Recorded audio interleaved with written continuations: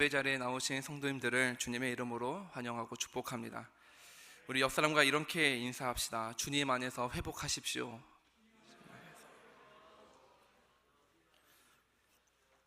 여러분에게 질문 하나 하겠습니다.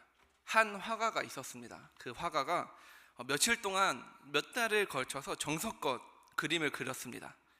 그리고 마침내 그 그림 그리는 것을 마치고 이 그림을 전시회에 내놓았다면 이 그림은 미완성의 상태일까요? 아니면 완벽한 상태일까요? 무엇일까요? 미완성일까요? 완벽한 상태겠죠. 왜냐하면 그림을 다 그렸으니 전시회에 내놓았겠지 않겠습니까? 당연히 완벽하게 완성된 상태겠죠. 이것이 오늘 성경에서 말하는 하나님의 안식입니다. 하나님께서 이 세상을 창조하실 때 안식했던 이유는 이 창조가 완벽했고 완전했기 때문입니다. 그리고 창조의 완성에 대한 만족과 기쁨으로 쉬신 것입니다. 하나님의 안식은 오늘 결론부터 등장하면 이겁니다. 하나님의 안식은 끝남이 아니라 완성의 기쁨이요, 멈춤이 아니라 하나님과 피조물 간의 교제의 시작입니다.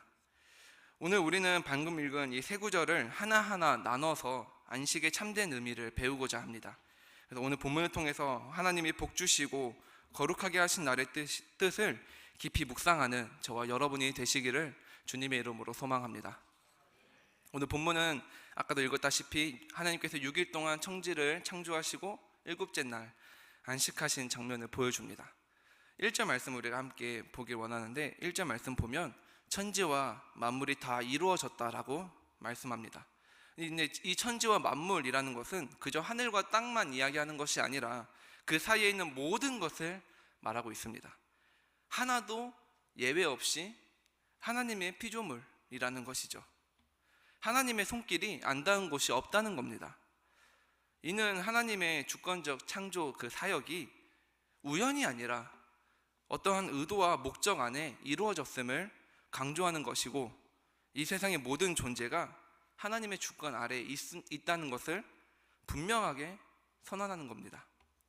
또한 천지와 만물을 반복적으로 기록을 하면서 모든 존재가 하나님께서 분명하게 만드셨다라고 드러내는 것이죠.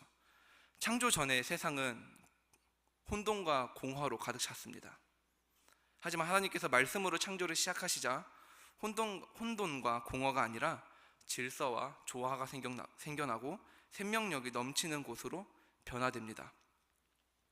그 기쁨을 누리는 모든 존재는요, 단 하나의 예외 없이 우리의 창조주 되시는 하나님을 섬겨야 합니다. 그것으로 끝나지 않습니다. 하나님은 천지와 만물을 그저 대충 만들지 않았습니다. 어떤 만물도 대충 만들었다, 실수로 창조했다 이런 말씀이 없습니다. 다 이루어졌다. 모든 것을 하나님의 뜻과 계획 안에 완전하게 성취되었다라고 말씀하시면서 그 창조 세계를 마친 후에 보시기에 심히 좋았다라고 말씀하십니다. 그리고 창조를 마무리하며 하나님께서 쉼을 선언합니다. 이것이 창조의 완성입니다. 조금의 모자람 없이 완전하게 완성하신 사실을 선포하고 있는 말씀입니다. 하나님께서 안식하시면서 창조의 역사는 완전해졌고 그분의 교제와 평안 안에서 완전하게 완성됩니다. 하나님의 안식은 만족의 표현입니다. 기쁨의 선포입니다. 이 표현은 신약에서도 반복됩니다. 요한복음 19장 30절 말씀을 우리가 함께 잠깐 보길 원하는데, 이 19장 30절 말씀 함께 읽어봅시다. 시작. 예수께서 신 포도주를 받으신 후에 이르시되 다 이루었다 하시고 머리를 숙이니 영원히 떠나가시니라. 아멘. 이 본문은 예수님께서 십자가에서 죽으실 때 다 이루었다라고 말씀하시는 장면입니다. 갑자기 창조를 얘기하다가 또 안식에 대해서 이야기를 하다가 왜 갑자기 예수님의 이 구속 사역을 보여주는가 하면, 구약의 창조 사역과 신약의 이 구속 사역은요 서로 연결되고 대조되는 대목입니다. 창조의 완성은 안식으로 되고 구속의 완성은 십자가의 죽음과 부활로 나타납니다. 이 사실을 통해 우리가 알 수 있는 것은 이 창조와 구속이 단절되어 있는 분리되어 있는 사건이 아니라 하나님의 영원한 작정 안에서 통일적으로 이루어진 하나의 구속사적 흐름으로 볼 수 있다는 것이죠. 따라서 이 창조는 단순한 시작으로 끝나는 것이 아니라 완전한 성취이며 오늘 우리의 신앙이 서야 할 기초입니다. 이것을 우리가 믿지 못한다면 우리의 신앙 또한 흔들릴 수 있다는 것을 우리는 기억해야 합니다. 사랑하는 여러분, 우리는 하나님의 창조를 정말 온전하게 믿고 있습니까? 믿지 않는 사람들이 기독교를 공격하는 것 중 하나가 이 창조냐, 진화냐, 이것을 놓고 많은 논란을 펼치고 있습니다. 문제는 믿는 사람들도 이것을 헷갈려 하고요, 의심하기도 합니다. 제가 예전에 중고등부 아이들에게 신앙에 대해서, 신앙에 있어서 가장 어려운 것이 무엇이냐, 신앙에 대한 질문들을 익명으로 받은 적이 있습니다. 그때 대부분의 아이들이 예수님의 기적이나 종말에 대한 그런 질문들도 던졌지만 대부분은요, 창조에 대한 문제들을 놓고 흔들려하고 또 여러 질문들을 저에게 털어놓았습니다. 근데 이것이 정말 믿어지지 않는데, 아이들 입장에서 이것이 믿어지지 않는데, 또 믿지 않는 사람들 입장에서 이것이 믿어지지 않는데 그저 주변에서 믿으라고 강요하고 강조한다면, 믿음이 제대로 세워지지 않는 상태에서 계속해서 그냥 무조건 무작정적으로 믿어야만 한다, 귀를 닫고 그저 듣기만 하라라고 하다 보니 많은 사람들이 쉽게 넘어지고 무너지기도 한다는 것입니다. 다시 한번 여러분께 질문하겠습니다. 우리는 하나님의 창조 질서를 정말로 완전하게 믿고 있습니까? 그저 믿어야 한다는 생각이 아니라 이것이 정말 나의 삶 가운데 크게 와닿고 있습니까?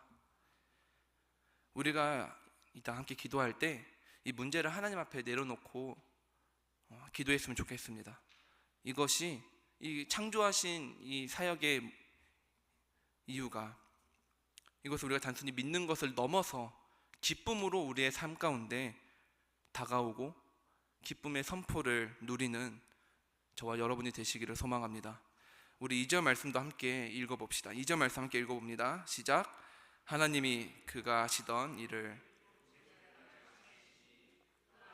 모든 일을 그치고 일곱째 날에 안식하시니라. 아멘. 창조가 일곱째 날에 완성되고 하나님께서 그 일을 마치십니다. 어떤 사람들은 창조는 여섯째 날에 끝났다라고 주장하는 사람도 있는데 이것은 단편적 생각에 불과합니다. 창조는 안식으로 끝이 나고 완성되었습니다. 하나님은 단순히 세상을 만드는 것으로 끝내지 않고 이 세계 속에 쉼과 질서의 원리를 심어 두셨습니다. 하나님께서 실제적으로 만물을 창조한 사역은 여섯째 날에 끝나지만 일곱째 날에 안식하시고 피조물에게 복을 주어 거룩하게 하심으로 창조 사역이 완성됩니다. 말씀을 보면 그가 하시던 모든 일을 그치고 안식하셨다라고 말하는데, 이 안식하셨다라는 것은 직역하면 쉬다, 그치다, 정지하다라는 뜻을 가집니다.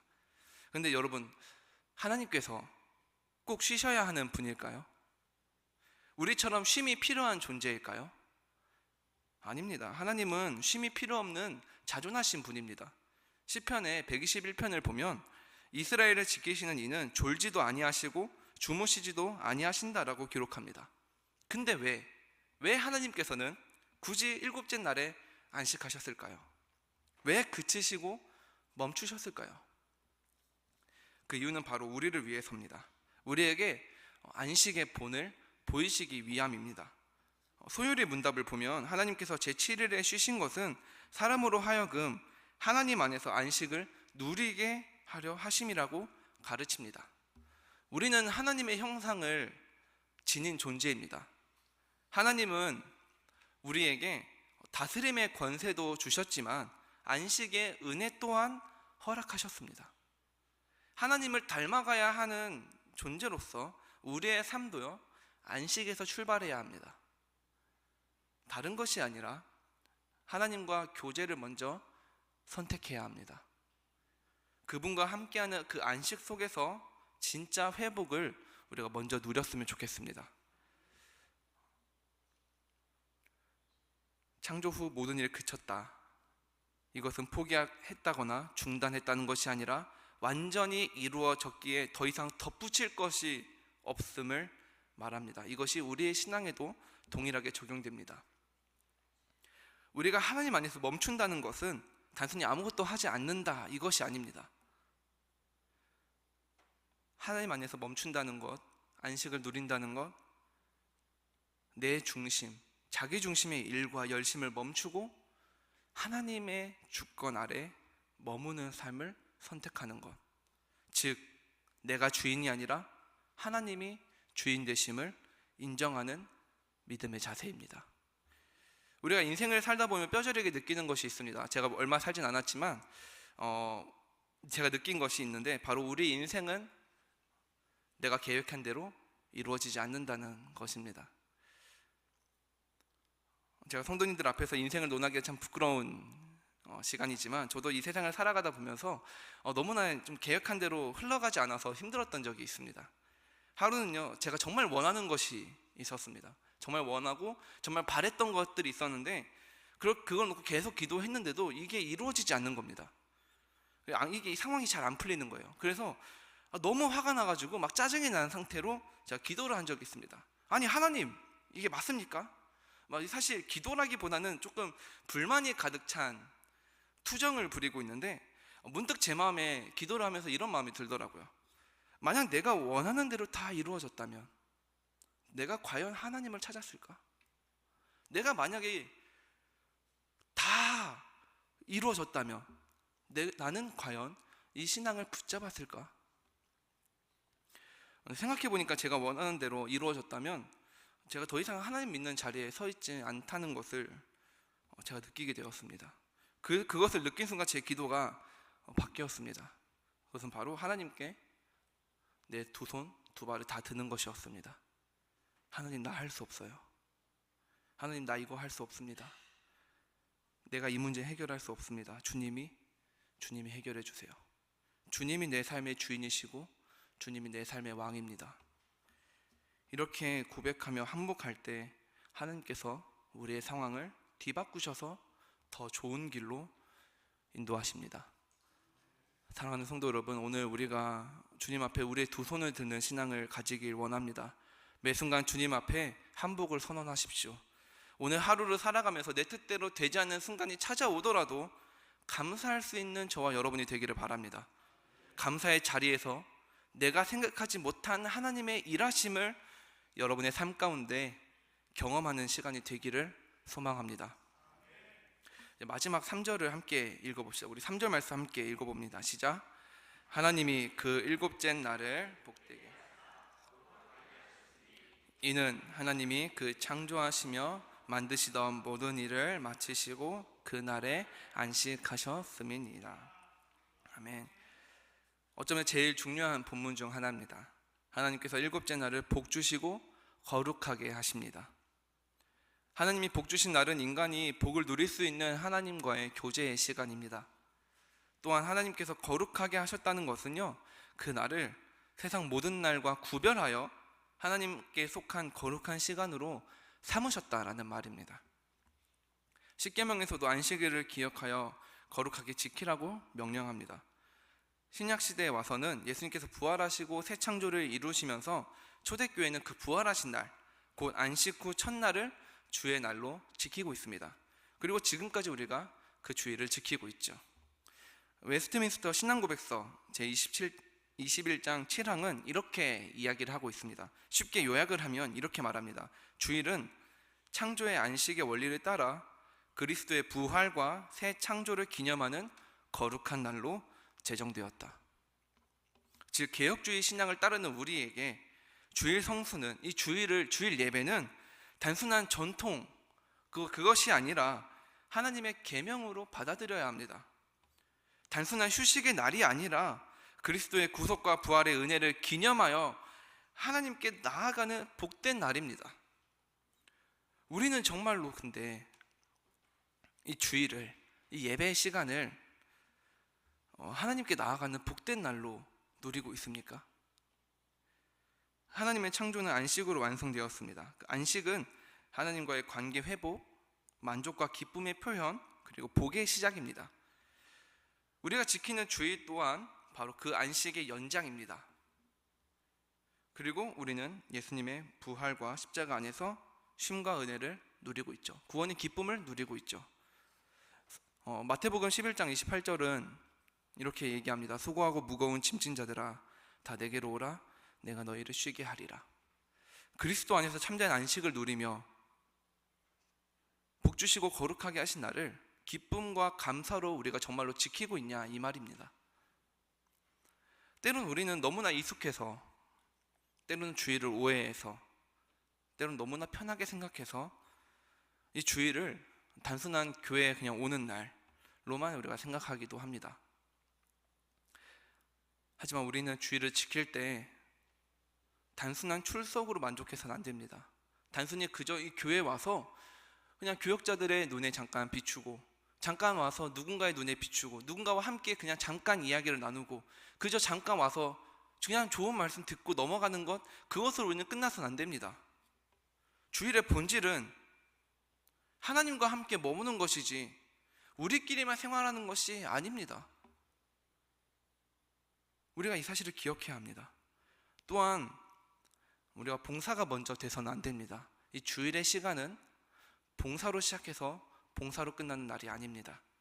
아시다시피 우리 교회에 많은 성도님들이 다양한 장소에서 다양한 사역들을, 귀한 사역들을 감당하고 있습니다. 찬양팀과 성가대로, 주차위원으로, 또 새가족팀으로, 또 주일 교사로, 여러 가지 방면으로 또 봉사하고 있고, 보이지 않는 곳에서 묵묵하게 감당해 나가는 모든 분들이 계십니다. 그분들이 계시기에 교회가 살아나고, 그분들이 있기에 다음 세대 영혼들이 살아나게 됩니다. 교회가 봉사를 권면하는 이유 중 하나는요, 저는 이렇게 생각합니다. 나는 그냥 내 일을 할 뿐인데, 묵묵히 그 자리를 그저 지키고 있었을 뿐인데, 교회가 세워지고 한 영혼이 살아나기 때문에 봉사를 권면하는 겁니다. 그런 의미에서 하는 이야기지만 중고등부가 영혼 살리기가 참 시급합니다.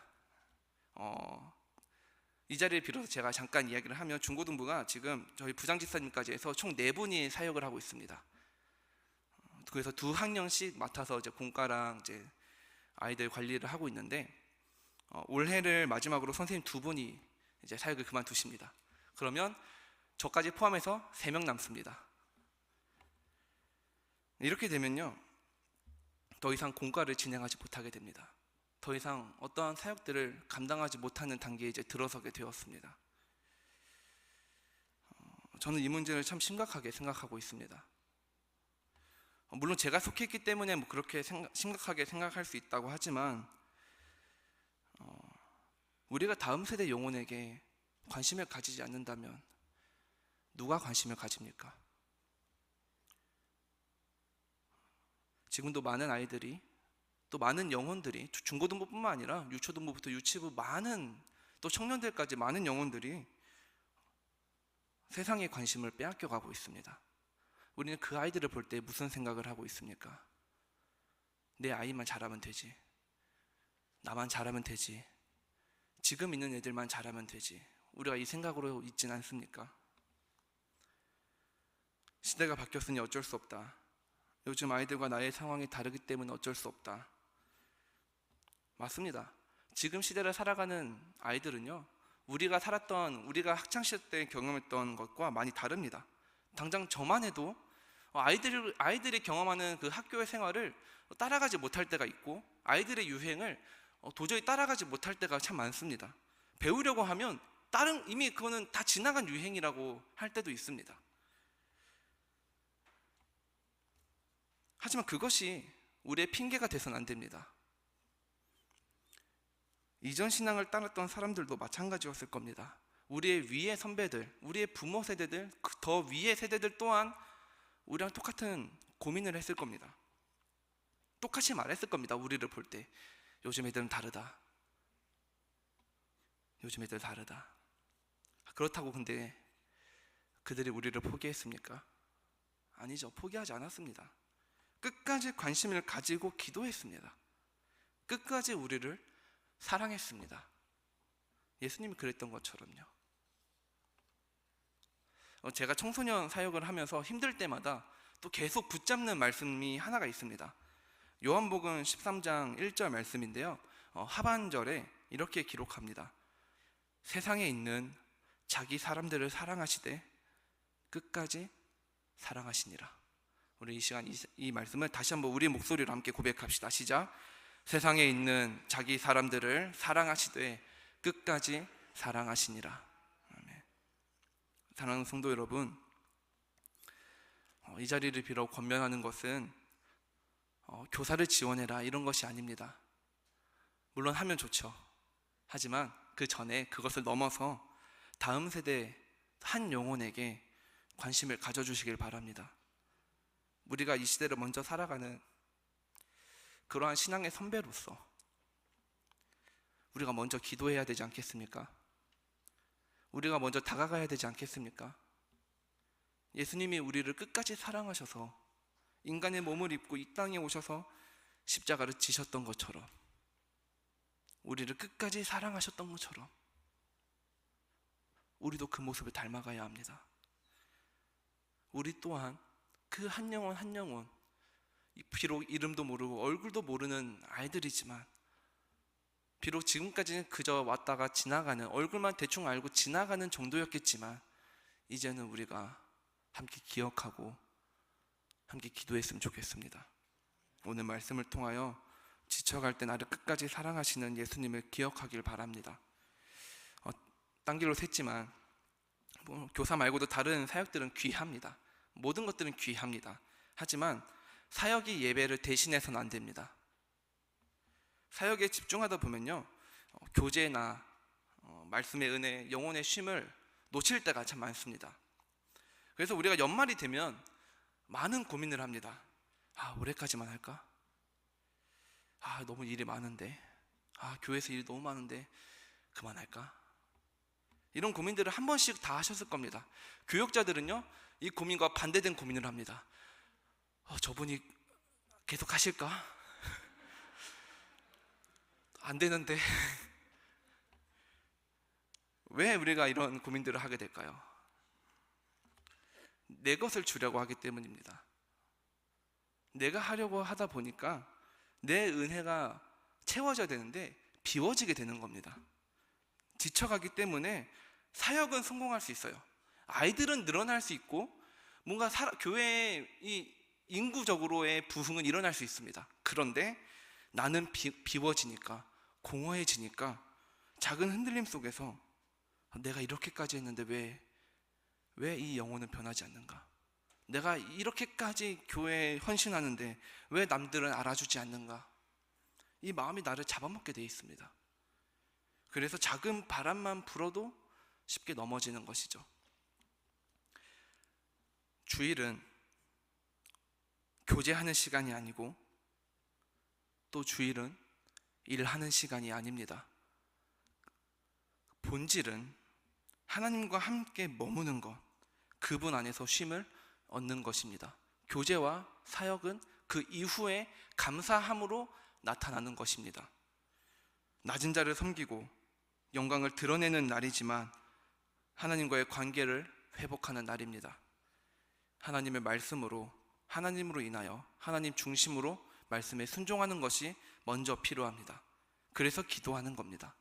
그래서 먼저 예배를 우리가 사모해야 한다고 말하는 겁니다. 내가 먼저 말씀으로, 은혜로 가득 채워지다 못해 흘러 넘치는 것을 주는 것, 그것이 순종의 자리고 사역의 자리입니다. 내 것을 주는 것이 사역이 아닙니다. 내 것을 주는 것이 주일의 일이 아닙니다. 흘려 보내는 것이 사역임을 기억하는 저와 여러분이 되시기를 소망합니다. 바쁜 일상 속에 하나님을 떠올릴 때 주일은, 또 오늘 이 말씀은 우리를 다시 하나님 앞으로 부르시는 은혜의 초대의 자리입니다. 그분이 왜 하나님께서 일곱째 날에 안식하셨는지를 기억하십시오. 그것은 우리에게 너희도 내 안에서 쉬라는 하나님의 초청이자 명령입니다. 우리가 마지막으로 말씀을 되돌아보고자 합니다. 하나님께서는 천지를 창조하시고 우리에게 안식을 허락하셨습니다. 하나님께서 천지를 창조하시고 안식을 선포한 이유는 쉼을 넘어서 온전한 완전한 창조와 구속의 계획 안으로 우리를 초대하시기 위함입니다. 그리고 구속의 그림자이자 부활의 예표입니다. 그래서 주권을 고백하고 하나님께 예배를 올려드리는 은혜의 시간입니다. 그러므로 주의를 지킨다는 것, 이 자리에 우리가 함께 예배하고 교제한다는 것, 이것은 단지 교회에 나오는 것이 아니라 하나님이 복 주시고 거룩하게 하신 날에 우리가 머무는 것임을 기억하시길 소망합니다. 내가 무엇을 하느냐가 아닙니다. 내가 누구와 함께 있느냐가 중요합니다. 예수님 안에서 쉼을 누리는 자만이 그 복을 누릴 수 있고 그 거룩의 시간을 온전히 경험할 수 있습니다. 우리가 우리의 삶 속에서 안식을 회복합시다. 이 예배의 본질과 주일의 본질을 회복합시다. 그분의 창조와 구속을 찬양하며 정말 우리의 삶에 예수님만이 우리 삶의 주인 되신다는 것을 고백하는 복된 성도님들이 되시기를 주님의 이름으로 소망합니다.